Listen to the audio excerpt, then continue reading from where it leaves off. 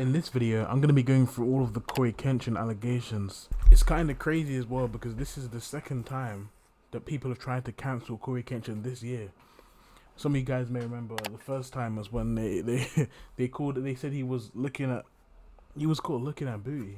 But according to him, he was already looking in the direction before she started walking there. Anyway, I'll let him explain it.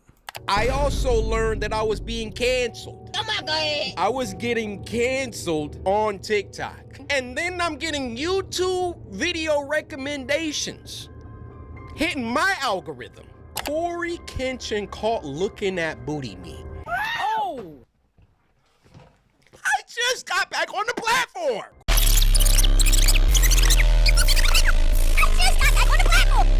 I just got back on the platform.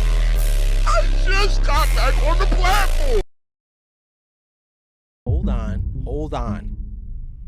All right, let me defend myself. Perfect. Perfect. Like, well, hold up. No, okay, he lit.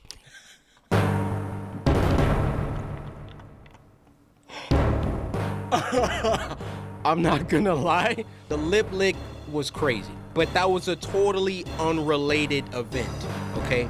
I was chewing gum. My lips got a little dry. I licked the lip. Before she even got in front of me, I was already looking that way. There's a camera right in front of me. So I'm trying not to like look at the camera and be awkward. I'm like looking at other areas of the room. Objection!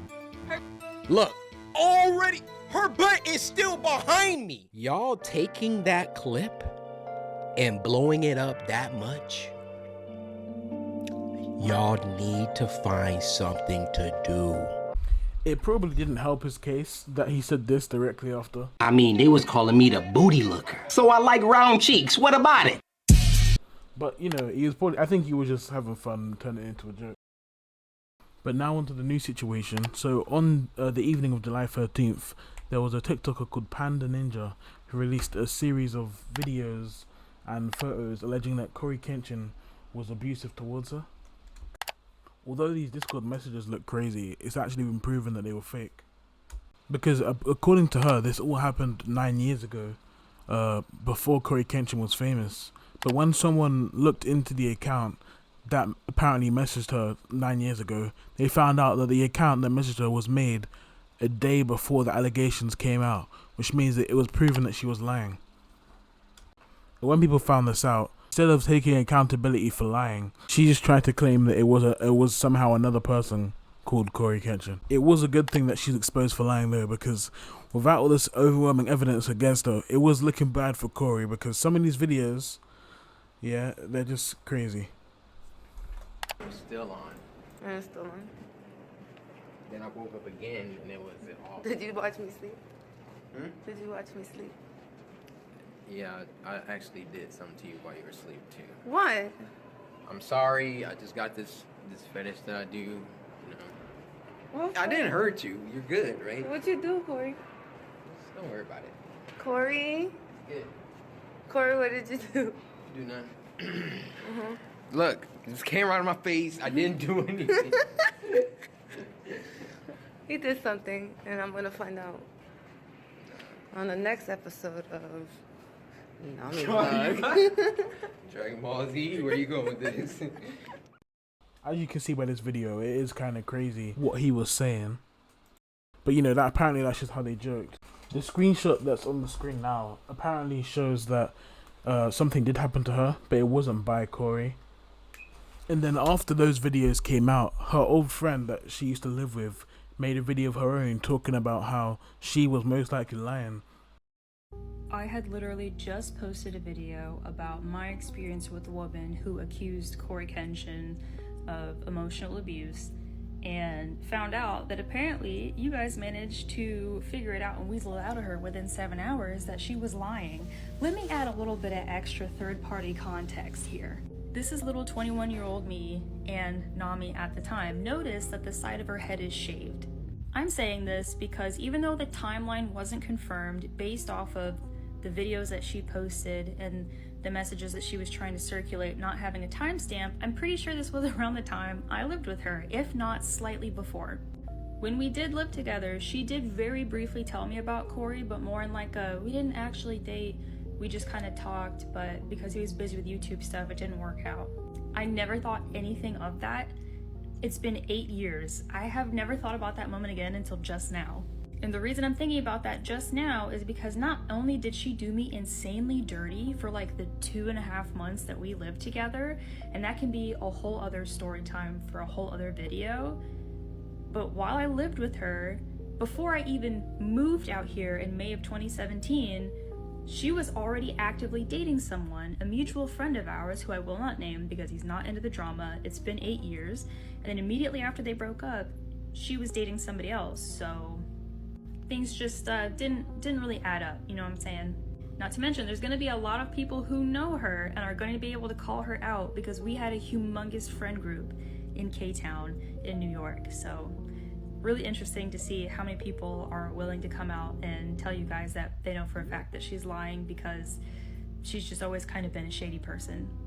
And it really sucks because it's already really hard to get people to believe women when they accuse someone, even if they have empirical proof. She has just set us back. I don't even know how far. Really disappointing to see that after 8 years you really have not changed as a person, Nami.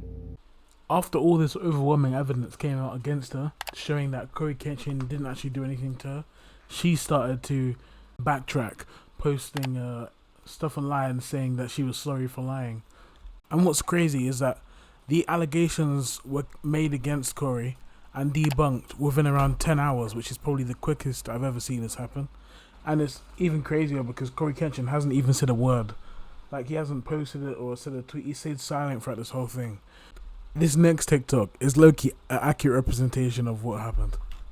So he just cracked and dipped? Cory gotta be the first motherfucker I've seen dodge the cancellation within 24 hours of the accusation. Bro ain't even acknowledged the shit. No statement? How the fuck he beat the case without saying shit? Every allegation got debunked in a day, bro. The accuser herself said the messages were fake and she was never touched. So he just cracked and dipped? Nah, bro, this shit is low-key different. How bro got people that used to know her defending him too? She came out of nowhere making a TikTok saying she's the accuser's old roommate. She went on to say, yeah, she's always been on bullshit. She was like, yeah, she told me about Cory, but it sounded like they barely dated.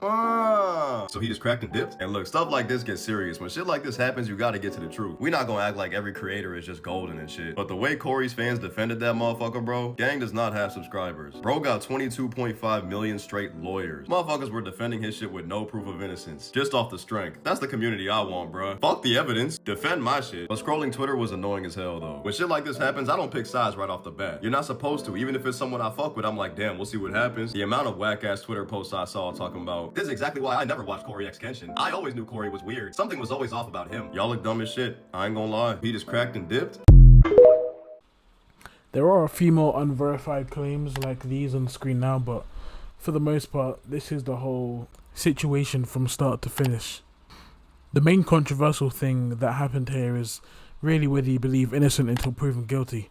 A lot of people in situations like this are guilty until proven innocent, which should work, but if there's no evidence, then you are going to put away the wrong man.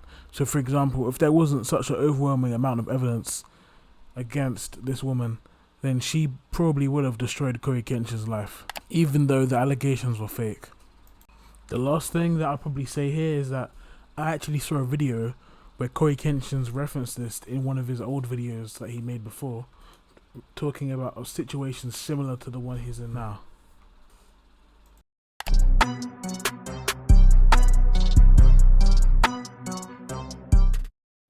The part of me feels bad for her. I mean, she was obsessed. This is like some real life stuff. Sometimes you get in this weird situation. You with somebody that's like, they're completely like, yo, I need you. And then you probably like, yo, like, I don't even want to really be with you no more, but don't really have the heart, like Mark, to be like, nah, like, I can't do it. Just because, like, you don't want to hurt them. Like, you still have love for them. You don't want to hurt them. But, like, emotionally, you're checked out. That's just what it is. Really, you only got one choice. Honesty is the best policy. You try to sugarcoat things. You try to... they just got to hear that cold, hard truth sometimes.